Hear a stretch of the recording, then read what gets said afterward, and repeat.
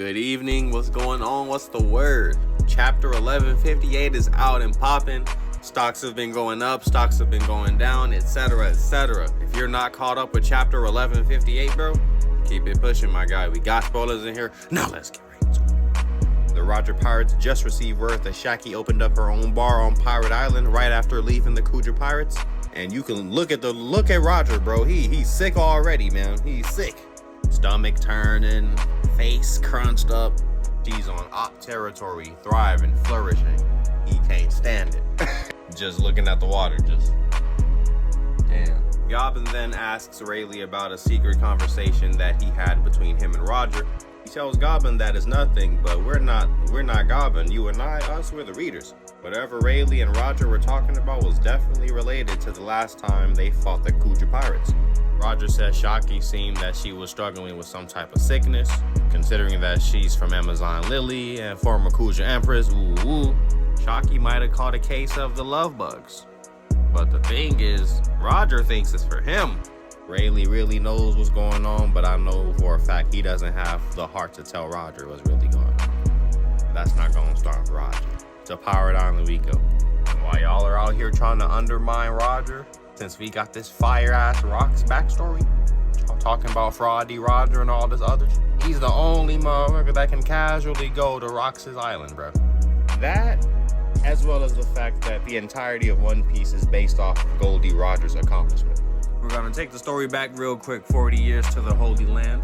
Shanks' daddy walks up to the five elders like, hey yo, an unaffiliated country with their resources so rich and valuable, not only valuable to the world government, but this is even gonna be valuable to Imu himself.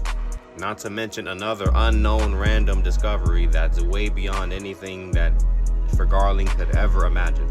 Sounds like it attracted way too many of the wrong people. Shaki's ripoff bar is bussin', packing. The line to get in is crazy. And if you don't have any money to pay for your drinks, 2 years of service. Getting your card declined in front of Shaki gotta be crazy. Like, look at my mans right here. My mans came all the way from the North Blue just for Shaki's whiskey. Shaki tells the cook to pour up the rum. The cheap rum, by the way. My niggas say this is the best whiskey I ever had. Shaki had the season, the chokehold, man.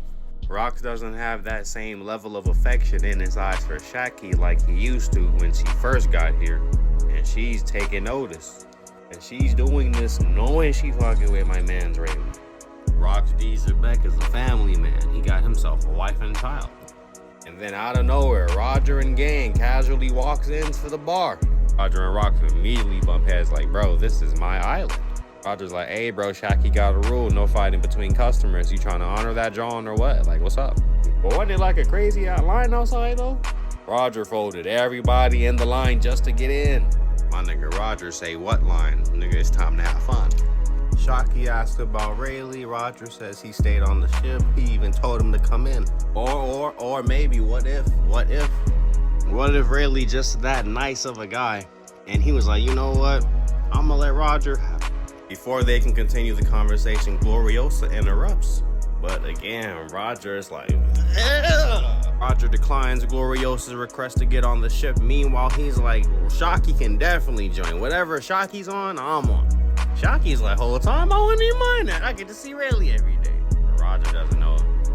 Roger doesn't know. That's why he can only look like that. All he can do is just let that pain go and just look for his homeboy Whitebeard to gas him up, turn him up. If you at a function with some questionable folks, always just look for your guys, bro. Just look for your guys. Everything gonna be better. Shaki passes out. Gloriosa immediately takes demand.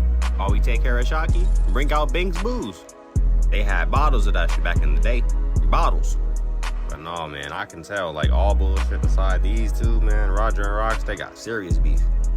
Generation. Harold and Rox have a hockey clash in the underworld, and Elbaf, Loki, and Hajruddin are there to witness. I don't know if this is true. This may be true. The streets were saying that Harold and Rox were on the same level. But I know, unfortunately, that means Harold accepted that offer to kill Rox to be accepted into the world government.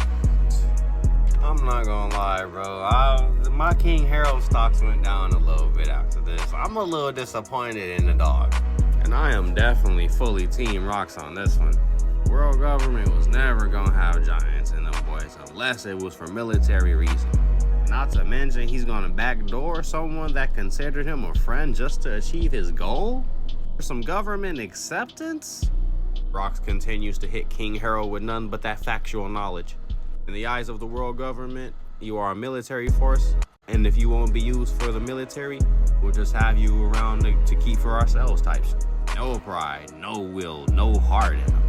And Loki and Hasrudin is just sitting there watching the whole thing, and I can tell this is when this moment right here was when Loki was like, nah, Pop's tripping.